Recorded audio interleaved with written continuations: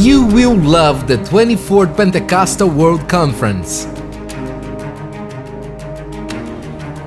I think of that story when I think of the name change for Simon, because Jesus got way ahead of everybody else.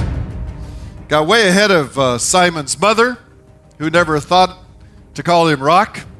Got ahead of his friends, got ahead of his contemporaries, and even Simon himself. You see, if I had been with Jesus, if you had been with him that day when Jesus redefined him, when he gave him a new name, and knowing what we know about Peter from the Gospels, you would have come up, you'd have just kind of quietly come up to the Lord, whispered in his ear and said, "You got it wrong on this one. He is anything but a rock. He's sifting sand, Simon." And we know what Jesus was up to. We know now from the lens of history what Jesus was up to. He was out to build his church. He's the cornerstone.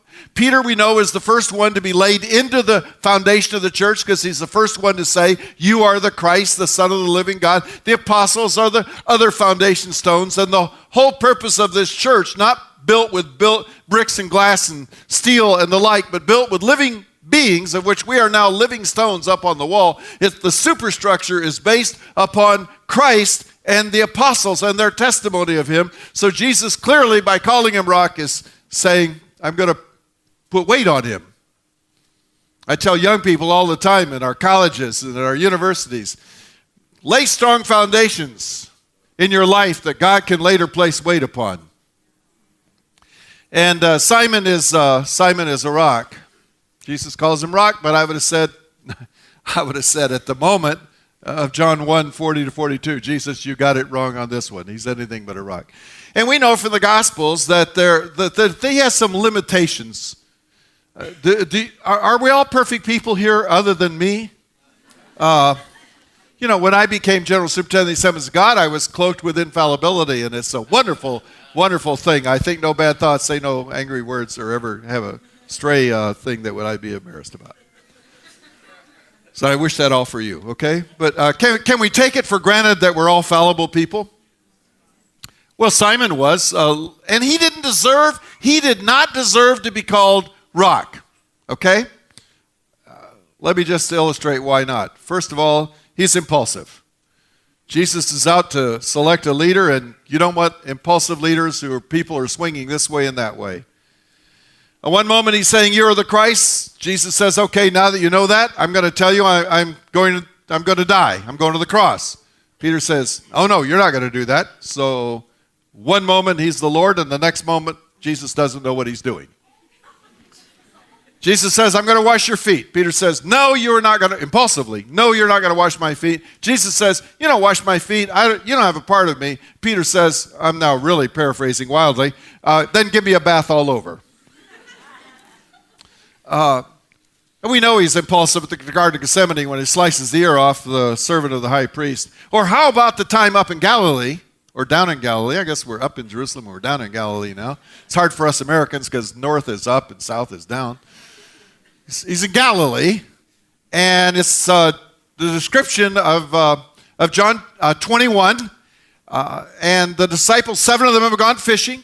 Jesus hasn't showed up. And he stands on the beach at the crack of the dawn. It's still, that haze between dark and daylight. And they're about 100 yards out. And he calls out across the water, "Have you caught anything?" And they say no. And there's something about that voice. They can't see him clearly across the water, but there's something about that voice. They fished all night. They've caught nothing. It's different than 3 years earlier, the same thing had happened. Luke chapter 5, early in the discipleship, that same kind of thing had happened. "Throw the net on the other side." They said, "Okay." And they throw the net over, and they catch a great draft of fish. In fact, it's the only time in the Gospels where we are told the number of fish, 153. Now, biblical allegorists have had a field day trying to figure out what that typologically represented. Okay, I'm the youngest child. My brother and my sister are in the audience tonight. And I know as the youngest child, I know why the count is given. Because John, who writes the story, is the youngest disciple. And the youngest person always gets assigned all the chores. Okay? And so John knew how many there were because he had to clean them. Okay. 153. But John, who is more perceptive, comes to a conclusion that there's only one person who could give a command like that would have a result like that. He does the same thing at the empty tomb. Comes to the conclusion, based upon the evidence, although he'd not yet seen the risen Lord, that there's only one kind of result that could describe that empty tomb. So, John blurts out, "It's the Lord." And then impulsive Peter, who had been stripped for work, put on his coat, sprang into the sea, and swam to shore. Does that strike you as impulsive? I mean, two reasons. One, if you're going to, why not wait for the boat to get to shore with all the others? And secondly, for goodness sakes, if you're going to go for a swim, do not put your coat on. But evidently not wanting to arrive in Jesus' presence half naked or stripped from the waist up, Peter arrives waterlogged. Impulsive should, rock-like people are not impulsive, they're stable. Secondly, if that's not enough, he talks too much. I see you in Brazil, 2016. Pentecost Flame Alive.